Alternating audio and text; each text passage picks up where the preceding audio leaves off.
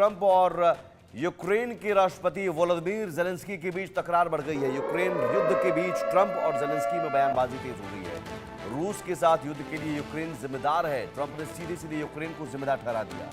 Trump ने Zelensky को सीधी चेतावनी दी है और बिना चुनाव वाला तानाशाह बताया है, यूक्रेन से हमें कुछ नहीं मिला। डोनाल्ड ट्रंप ने बहुत तल्ख भाषा में, बहुत तीखे अंदाज में जेलेंस्की के लिए शब्दों का इस्तेमाल करते हुए कहा कि वो बिना चुने हुए तानाशाह हैं और रूस के साथ अगर युद्ध हुआ है तो उसके लिए यूक्रेन जिम्मेदार है।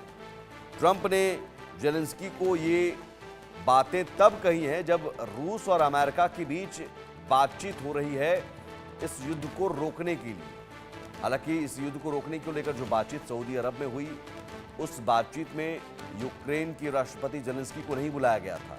यानी साफ है, अमेरिका के तरफ से डोनाल्ड ट्रंप के इस बयान के बाद अब साफ संकेत ये है कि अमेरिका यूक्रेन को तरजीह नहीं देना चाह रहा है कि आप क्या चाह रहे हैं। रूस को वो मनाना चाह रहा है और रूस अगर मान गया तो सीधे सीधे यूक्रेन, चूंकि यूक्रेन अपनी मदद नहीं कर रहा है बल्कि यूक्रेन की मदद यूरोपीय कंट्रीज और अमेरिका भी करते रहे हैं और तानाशाह तक बता दिया।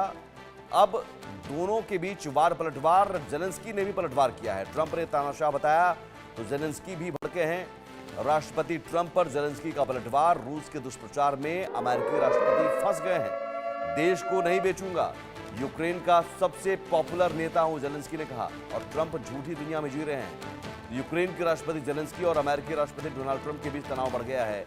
ट्रंप ने जेलेंस्की पर यूक्रेन युद्ध और चुनाव को लेकर निशाना साधा है और यह तनाव तब और बढ़ा जब सऊदी अरब में अमेरिका और रूस के शीर्ष अधिकारियों के बीच यूक्रेन युद्ध पर बातचीत हुई। इसमें कीव को शामिल नहीं किया गया था।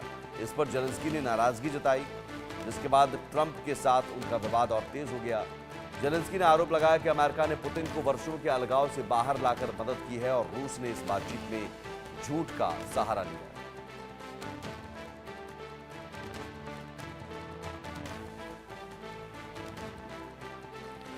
अब ट्रंप ने जेलेंस्की को तानाशाह बताया। तानाशाह ही नहीं बल्कि सीधे सीधे कहा कि वो बिना चुने हुए तानाशाह हैं, जिस पर जेलेंस्की ने भी पलटवार किया। जेलेंस्की और ट्रंप के बीच इस बार पलटवार का असर क्या युद्ध पर होगा? जो अमेरिका चाहता है, जो डोनाल्ड ट्रंप चाहते हैं कि युद्ध रुक जाए। हालांकि रूस ने ज़रूर एक पहल का स्वागत किया है जो बातचीत हुई है। हालांकि रूस अभी अपनी शर्तों पर अड़ा हुआ है और पहले से ही वो शर्त बार बार कहता रहा है कि यूक्रेन नाटो का सदस्य देश नहीं बनेगा और यूक्रेन की जो कब्जा की हुई ज़मीनें हैं वो वापस नहीं करेगा। उसी शर्त पर युद्ध विराम या युद्ध को रोकने को लेकर बातचीत आगे बढ़ सकती है।